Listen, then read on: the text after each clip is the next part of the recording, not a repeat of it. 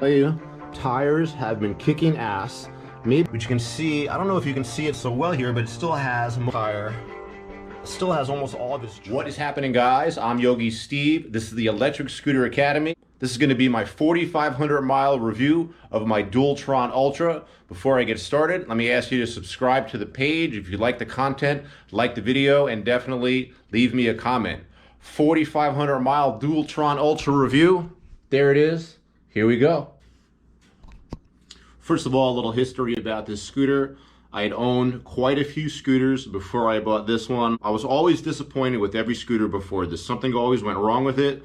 Maybe the performance wasn't really what I wanted. Maybe the battery started dying after owning it for only 1,000 or 2,000 miles. So, you know, reading about electric scooters and studying, it was very clear to me that the Dualtron was sort of like the Xerox or the Coca-Cola of electric scooters, but they're really expensive. This one cost me $3,800 out the door. It's an incredible amount of money for an electric scooter, but I have definitely gotten great value out of it. My first couple of months of owning a scooter like this was crazy. The power on a scooter like this is much, much different than any other scooter. With a giant motor in the rear tire and the front tire, a huge battery. When you hit the throttle on a Dualtron Ultra, you just go absolutely flying. It's a super dangerous scooter. I've said in my other review videos that I almost regret buying this scooter because it's a little more scooter than I need. I don't really need a scooter that goes 50 miles an hour. My Dualtron 2 Limited goes 40 miles an hour. Then that's plenty fast, and that scooter only cost me $2,200. Now that being said, obviously I purchased a scooter. If you were to look at this scooter from an umbrella standpoint, only looking at major issues, at 4,500 miles, I've only had one major issue, and that was a major battery failure, but I talked about that in the 3,000 mile review. It was totally covered by the warranty. I brought my scooter to the dealer in downtown Los Angeles. They swapped out the battery. Within less than 24 hours, I was back on the road. So this goes back to my main point of trying to buy your scooters from a local dealer. If you're not mechanically inclined, if something goes wrong with your scooter, what the hell are you gonna do? People will tell you they are simple to fix, but I do not believe they are. I'm not mechanically inclined. I'm a little afraid even to open up the deck and look at the battery on this thing. So I bought the scooter with a warranty, and I have access to great mechanics. I realize not everybody can do that, but if you can, buy your scooter locally, get a good warranty, and have trust in your mechanics. Now, like I said, from an umbrella, from a large overview standpoint, at 4,500 miles, I've only had one problem, the total battery failure. But I've had plenty of other smaller problems, none of them which stop me from riding the scooter, but which I think are important and do show, I don't want to say a deficiency in the scooter, but in something that you should be aware. If you buy the scooter and you accumulate all these miles, these things will probably either break or somehow malfunction. Let's go through those things right now. All right, looking at the scooter from the top down, one thing that happened is these buttons here fell off. There's supposed to be a sticky on each of these. I think one says power, I'm not sure what the other one says, but the stickers fell off on the throttle controller. Does that make a difference? Not really. Maybe in the long run it will, but I think in the short term, it's just fine. It still goes on and off. You can still change the levels, no problem. You can still change the gears. And let's look at it. I really actually only have 4,480 miles on this scooter.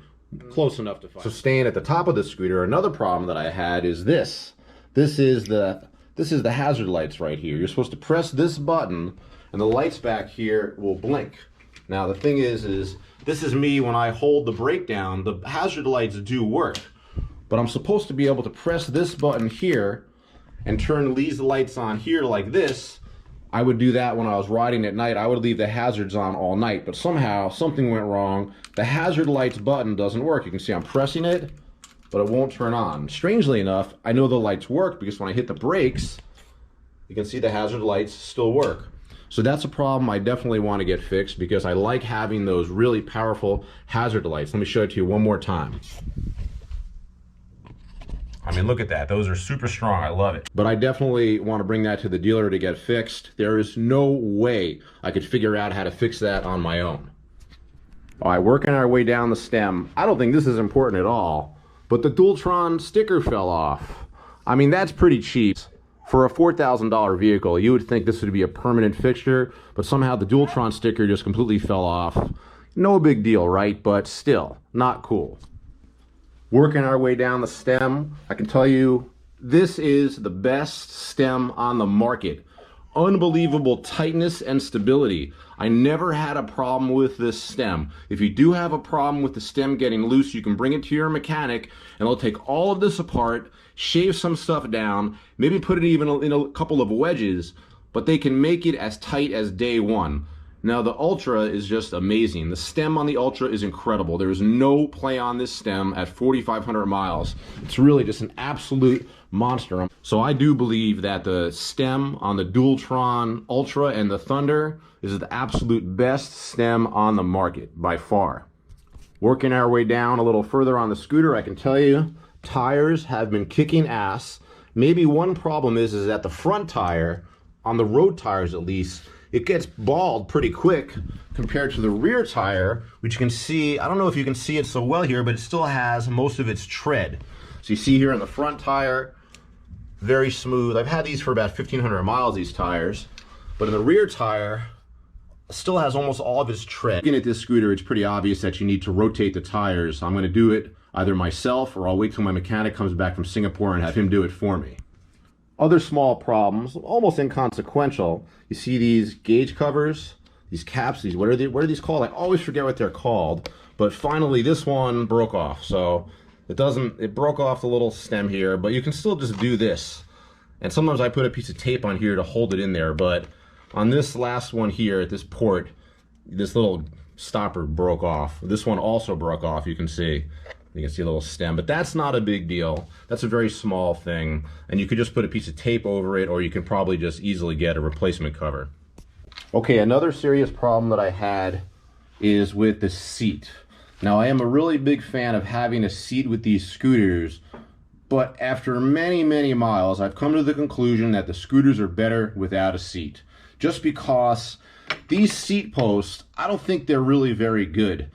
It's really just a piece that you add in, that you buy, you put it in here with screws, and the seat is it's never fully stiff. It's not like a great bicycle seat or any type of a seat, really. It's kind of uncomfortable.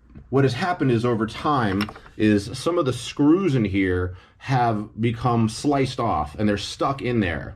I guess there's so much sheer force on here from sitting on the seat. Some of the screws in here have sheared. So now this piece is stuck in here. So I've decided just to take the seat fully off. I leave this here because I can actually brace my foot against the back end like this when I ride it. So I left the post on there, and maybe one day I will have that fixed, but at this point I'm just pretty comfortable riding the scooter without a seat. Another major problem, pretty major, is my kickstand broke. The guys who sold me the scooter told me that these kickstands are not great for high volume use and that they are going to sell me a heavy duty kickstand. So I'm waiting for these guys to come back from Singapore so I can buy it, but you'd be surprised. You can live without a kickstand because it's pretty easy to just lean it up against places, and really if you need to, you can just plop this scooter on the floor sideways if you have to. But yeah, my kickstand broke, I guess, from using it too much and putting too much weight on it. I'm not sure, but the kickstand definitely broke. So really, in the long run, at 4,500 miles, I am extremely pleased with my Dualtron Ultra. So I'm just really in love with the brand. I really feel like before a Dualtron leaves the factory, it's really tested. I feel like before they release any new model, they do a lot of testing. I like the fact that Dualtron makes their own frames, customizes their own motors. I like the fact that they have the best throttle controller in the business, which is actually not even on this Ultra because there's a newer controller called the I controller that are on all the new units, but this one is a little bit of an older model with the older controller. But the I controller seems to be standard in almost all high-end electric scooters nowadays. I'm just totally in love with the scooter, but again, it's like having a difficult girlfriend. She's hot, she's smart, she's beautiful, but she's an absolute goddamn pain in the ass. You understand what I'm saying? That's what the Ultra is like. You don't really need a scooter like that. I mean, if money is no object, go for it.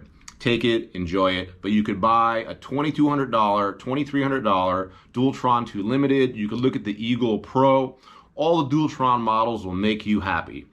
If you're a bigger guy, if you're above 250 pounds, I recommend either this scooter, the Dualtron 3, or the Dualtron Thunder. And there is not a single other scooter on the market that I can recommend. I'm not going to name any of the other scooters. Many scooters will tell you they have a high weight capacity. I made a whole video on big guys and scooters.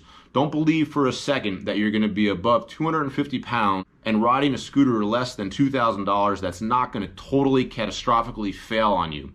Don't kid yourself. Take the time, save up extra money, and buy a Dualtron 3, buy an Ultra, buy a Thunder. These are the top 3 electric scooters on the market by far.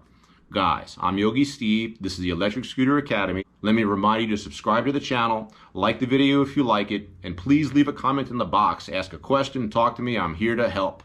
Thank you very much.